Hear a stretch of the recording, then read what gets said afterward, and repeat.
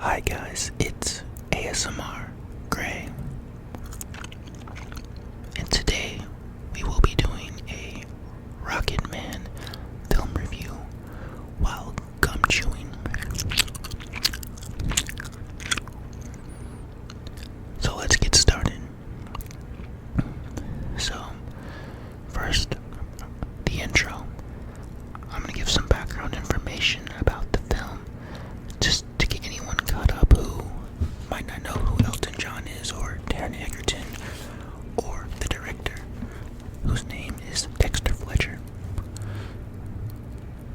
So, Rocketman is a film that came out in 2019.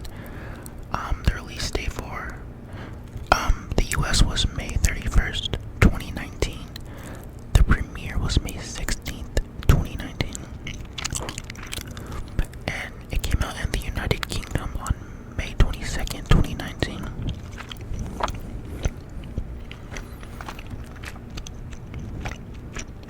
So, the film stars Taron Egerton, who is one of my favorite actors. His most notable work is Kingsman, and he first started with the Kingsman franchise in 2014. The film got a 74% on Rotten Tomatoes. He also starred in Eddie the Eagle, which was also directed by Dexter Fletcher in 2016, and that got an 80% on Rotten Tomatoes. And I didn't watch this one I'm about to mention, but it was an animated film called Sing, which also came out in 2016. It got a good review and it was a big hit at the box office, so I'm assuming it must have been popular. I'm trying to incorporate this the gum chewing while being like kind of professional about the review. It's a weird balance. So also, I mentioned the first Kingsman. The second Kingsman came out in 2017, entitled Kingsman: The Golden Circle, and that had like everyone in it. It had Halle Berry, Channing Tatum, as well as Elton John. So it's cool how Taron Egerton has experience with Dexter Fletcher as well as Elton John, so I'm sure that made doing this movie pretty seamless. And his last notable work was in 2018 when he did the Robin Hood film. Now, I didn't want to mention it because it was a box office bomb and it only got a 15% on Rotten Tomatoes, but I watched it and it wasn't that bad. I liked it. So I mean, Robin Hood is an iconic role in an iconic movie franchise, so he was compared to the greats who starred in the role, so I understand if there was, backlash on it, but his performance was good to me. Next, moving on to the director. So like I mentioned before, his notable works was Eddie the Eagle in 2016, starring Taron Egerton. Great film as well, and that was really his first directing credit, where he was just the sole director. He did direct Bohemian Rhapsody, but he only directed the final 2 weeks of production, so I don't know if you want to count that. I'd say the other director did most of the heavy lifting, which was Bryan Singer, but he still gets credit for it. So when Bohemian Rhapsody, again, they cleaned up at the Oscars, only a 61% on Rotten Tomatoes, but nominated for 5 Academy Awards: Best Picture, Best Actor, Best Sound Editing, Best Sound Mixing, and Best Film Editing. So they won all of those except for Best Picture, which was of course won by Green Book. That was probably my favorite movie of last year, so I see why. Shout out to Mahershala Ali.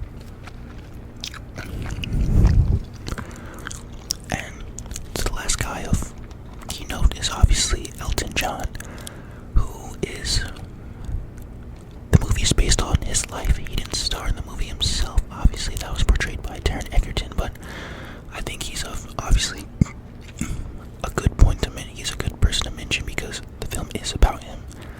Now, me personally, I didn't know a lot about Elton John. I really just knew him from Kingsman: The Golden Circle.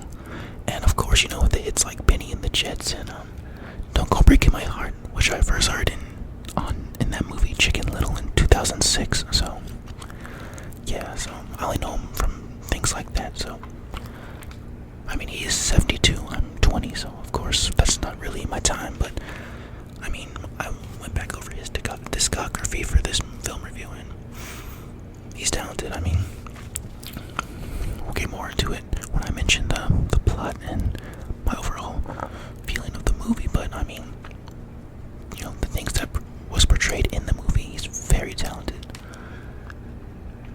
So, again, just to recap for those who don't know, Elton John is a singer, songwriter, pianist, and composer. His notable records are Something About the Way You Look Tonight, Crocodile Rock, Philadelphia Freedom, That's What Friends Are For. I mentioned Don't Go Breaking My Heart, and of course, Benny and the Jets.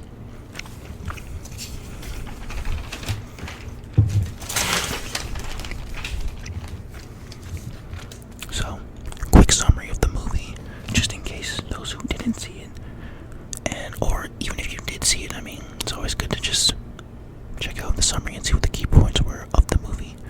So I'm going to read this real quick. As a child, Reginald Dwight is raised by his cold mother, Sheila, and more caring grandmother, Ivy, while his father, Stanley, is away doing his service for the Royal Air Force. Reggie shows interest in playing the piano and soon begins studying at the Royal Academy of Music. Stanley, who has never showed any love towards his son, eventually abandons his family after Sheila has an affair with another man. Reggie takes up an interest in rock music, such as artists like Elvis Presley, and begins performing to local pubs before joining a band called Blue Zoology. As an adult, Reggie changes his name to Elton John and tries to find success with Dick James Publishing Company under the management of Ray Williams. Williams introduces Elton to songwriter Benny Taupin, and the two quickly form a friendship, with Taupin accepting both Elton and his homosexuality. The duo impressed James with the song, Your Song, and he sets up a performance for them at the Troubadour in Los Angeles, California. The audience loves Elton's performance. At a party afterwards, he feels abandoned when Taupin loves him to be with a woman. Elton is approached by John Reid, a music manager, who is attracted to Elton. The two sleep together and reunite later on. Reid's influence over Elton causes him to spiral into a life of debauchery as his career takes off and he becomes a successful musician, embracing a flamboyant stage persona. Ironically, Elton was known to be like a closeted gay, but it made no sense because his fashion choice was like so out there. I mean, he looked fabulous while doing it, but I mean, it's hard to believe that anyone would think otherwise. Again, not to stereotype, but it is what it is. After Elton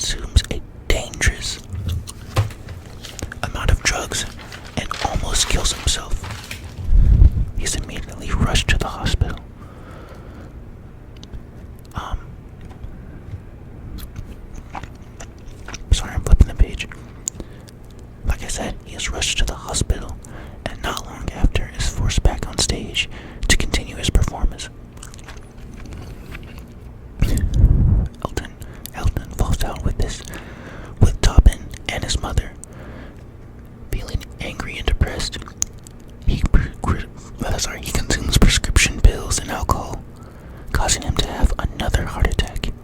He is once again rushed to the hospital. Reed hears the news and waves it off as a mild chest infection, forcing Elton to get back on stage for his next performance. Realizing that his life is spiraling out of control, Elton leaves before the performance and finally seeks help.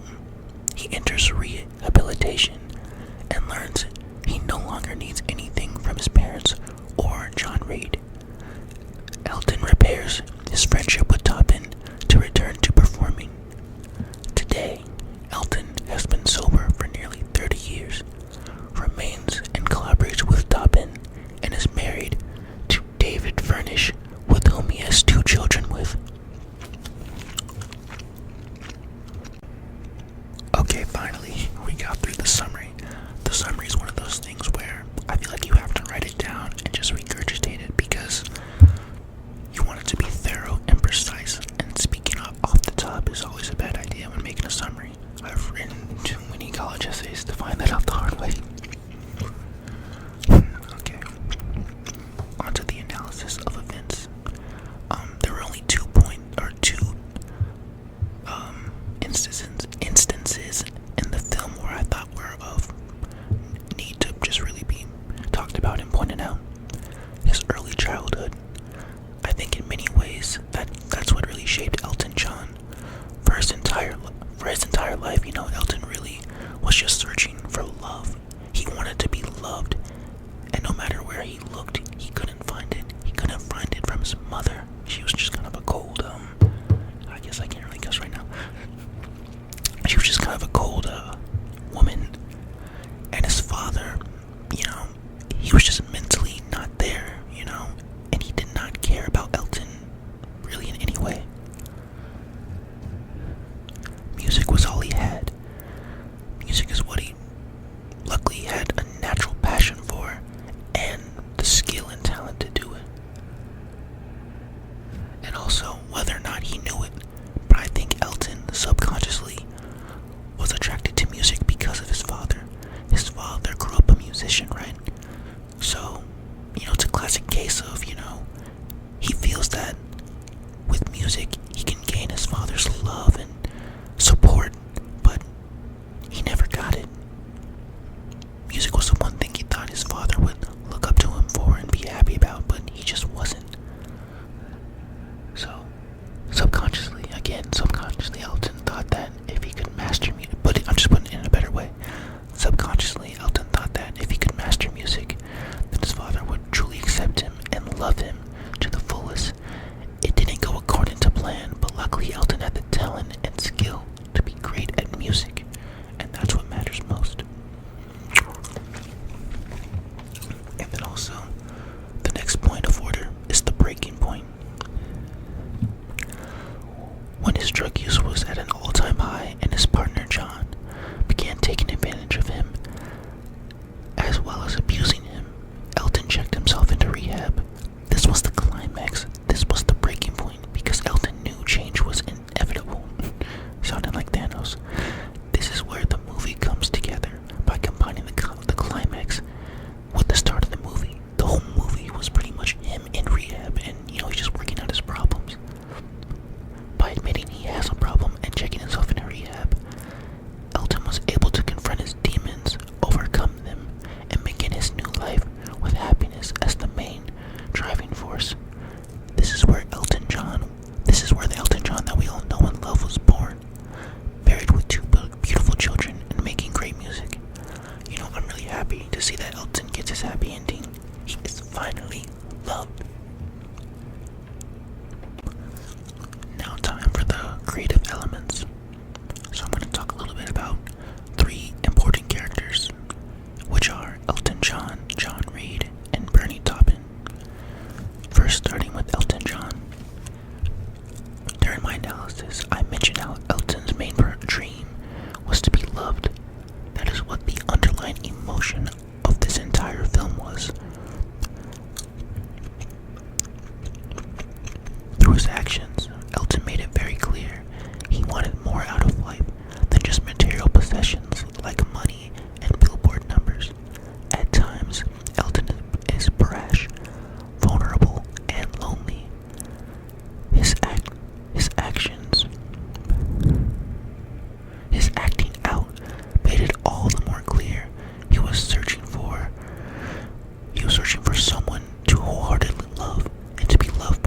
well. John Reed. He so desperately wanted it to be John Reed, but it just wasn't meant to be. That was Elton John. He wanted to be with John Reed, but John Reed was just kind of a, again, not trying to use a curse word here, but he was just a bad guy. How about that? Reed's persona in the film is a slimy, no good butthole of a human being. To sum it up, he was just a grade A-hole who just wanted Elton's money, and he did it by taking advantage of Elton's deepest emotions, which was a constant lusting over John Reed himself. Enough said. I think a classic antagonist of a film. Lastly, Bernie Taupin, his best friend. Bernie Taupin, to me, is the dark horse of this entire film. Taupin knew Elton the best, and in a way, you could tell what the tone of the movie was at any given time by simply looking at Bernie and seeing how he was feeling. If Elton was ever brash to Bernie, you knew Elton was in a very dark place because he loved Bernie deeply. And when you love someone deeply, you never explicitly try to hurt them, and that's what Elton did. And with Elton doing that, that just shows his distaste for life at that moment, with the drugs, with the alcohol, with the drinking. Sorry, with the drugs, the alcohol, and the sex addiction. Sorry, that guy had a lot going on. It's hard to keep track, but luckily he overcame that. Bernie, to me, represents light. That's what he symbolizes.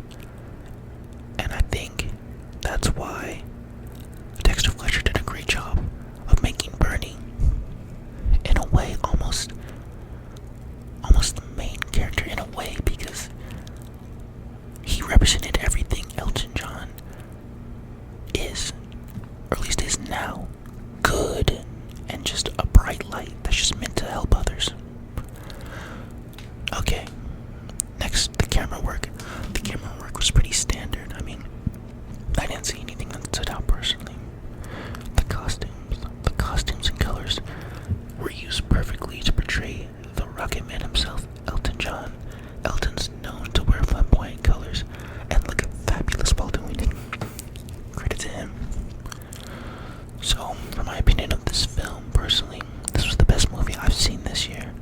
If Bohemian Rhapsody, also directed by Dexter Fletcher, could take home 4 Academy Awards, then Rocketman could easily take home 5.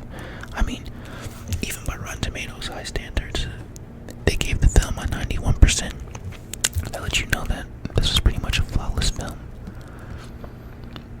I believe also Taron Egerton should be nominated for Best Actor at the Academy Awards. This performance by Egerton propels him into the Hollywood elite. I'd be shocked if he isn't nominated for Best Actor. And pretty much cast and crew top to bottom were spectacular as well, so really a round of applause for everyone, because you can't really point out anything negative in the film. Of course, I didn't follow Elton John closely because I wasn't alive when he made most of his noise, but by noise I just mean, success in his life in general. But I mean, from the research I've done, everything seemed to be pretty accurate. There are only about a couple things that were off, but of course, this is a movie, so of course, not everything's gonna be spot on.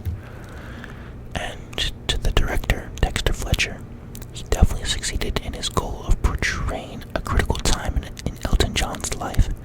If Elton John himself says he loved the movie, then no more questions need to be asked of that. The cinematography and the cinematic experience of this movie was spot on. And he also succeeded in developing the deeper understanding of the course topic, which is the most important thing, is love. And that money doesn't buy happiness. This was one of those films for me where it really made you think that, money really isn't the root of happiness at all. I mean, this guy had everything, but at the end of the day, he was miserable. I mean, even, how he traveled on these luxurious planes, he would just sit there in discomfort and just an overall look of just distaste. And his house, I mean, it was big, but exaggerated. They were just a plain white color, and I think that was intentional, just to show that yes, he's living in a big house, yes, he's having these huge parties, but if you go to his bedroom, there's nothing going on. That shows his uncomfortability with his sexuality. It also shows that he hasn't fully adapted to his life and that he doesn't even want that life. So, Dexter Fletcher did a great job of showing the struggle that Elton John had during this period of his life. So that was pretty much my review of the film. Again, phenomenal movie, best I've seen this year. I mean, the only movie I think will probably top it for me is Once Upon a Time in Hollywood with Leonardo DiCaprio and Brad Pitt. Otherwise, this is one to look out for. If you haven't seen this yet, I highly recommend you go watch it. I mean, and watch it with other people too, because that's the point of a cinematic experience, to really be involved and engaged and laughing and having a good time with other people. I hope you enjoyed the video. This is I filmed another video, but this is probably gonna go out before the other one, so I'm still just trying to get used to it and trying to really find my voice in this. So